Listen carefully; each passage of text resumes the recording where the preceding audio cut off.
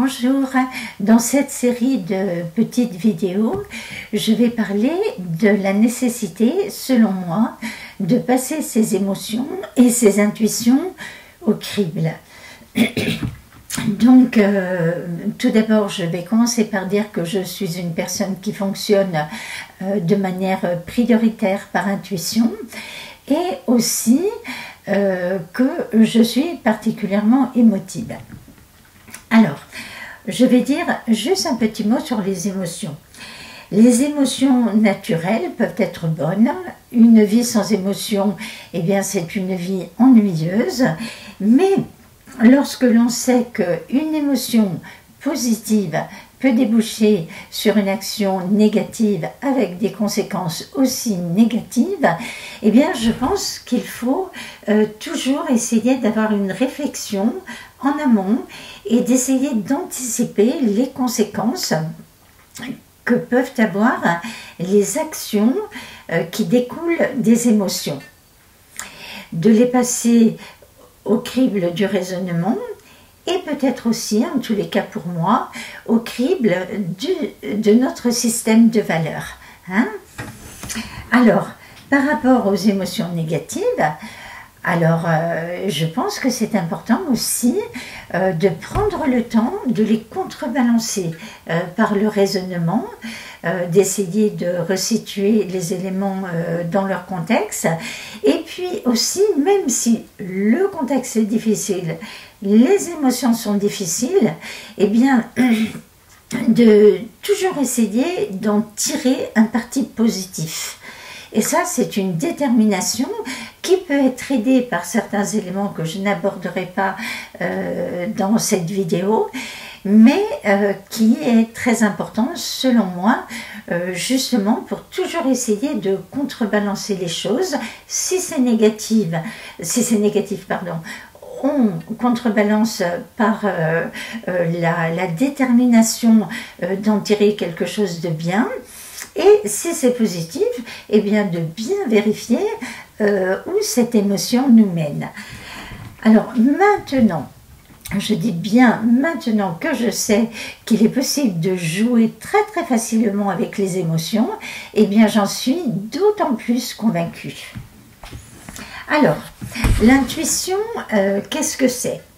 Alors, je vais vous lire un petit texte qui sert de définition. Une forme de connaissance immédiate qui ne recourt pas au raisonnement. Alors, moi, personnellement, je me suis aperçue que ce qu'on peut appeler intuition, ce qu'on peut ressentir comme intuition, eh bien, peut être varié.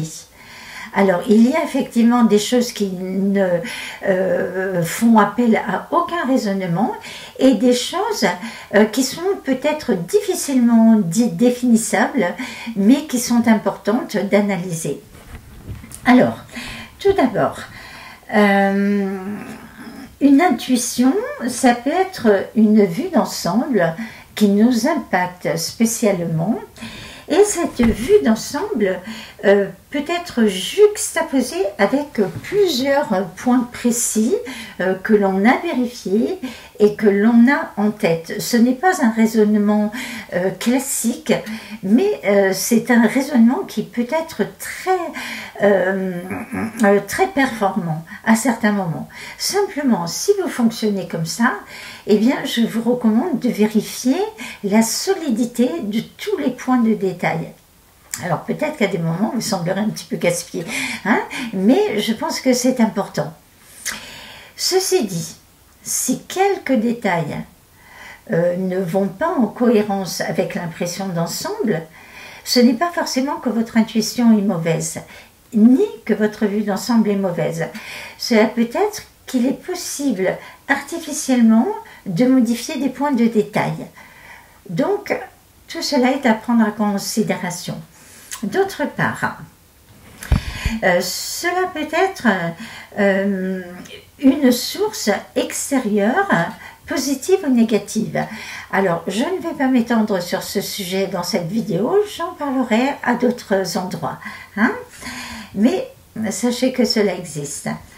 Alors il peut y avoir aussi une association d'idées extrêmement rapide que vous pouvez avoir, voilà, qui se met en place. Si ça c'est possible, ça veut dire que ça c'est possible, et si ça c'est possible, etc. Et vous tombez sur une conclusion qui en général s'avère positive. Alors, si vous fonctionnez de cette manière-là, j'ai juste un petit conseil à vous donner, c'est que déjà ça peut être psychiatrisé, hein, oui, cette personne dit n'importe quoi, etc. Quelle est la base de son raisonnement? Alors moi je peux, bon, parfois il faut quand même aller très vite, donc à ces moments-là, bien utiliser cette forme de raisonnement, mais si vous voulez ne pas avoir de soucis, et bien avec des gens qui raisonnent autrement, attendez peut-être d'avoir pu prouver ce que vous pensez par un raisonnement linéaire.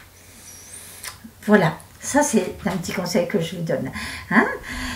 D'autre part, je pense que certaines personnes ont une capacité naturelle à analyser l'action électrique du cerveau.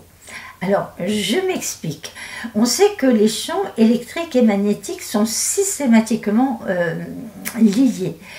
Il y a des gens qui sont plus ou moins sensibles aux champs électriques. D'ailleurs, il y a des gens qui, quand ils passent sous une ligne haute tension, ressentent un fort malaise. Et dès qu'ils s'éloignent, ça va beaucoup mieux. Donc, déjà, on peut avoir une sensibilité naturelle aux champs électriques qui varie selon les personnes, mais aussi on peut avoir une capacité d'analyser ces champs électriques donc qui sont dégagés par l'activité du cerveau, est bien plus ou moins prononcée. Et cette capacité, elle est très difficile à expliquer en fait. Hein. Mais je vais souligner quelque chose. Peut-être que vous allez très bien analyser cette activité électrique, mais il peut y avoir une pensée induite. Et j'y reviendrai dans la vidéo prochaine. Hein. Et puis, il peut y avoir aussi une capacité à analyser les regards, à analyser les messages corporels. Vous voyez, il y a des gens qui ont une réceptivité, qui sont dans l'observation et qui peuvent arriver à des conclusions qui sont très justes.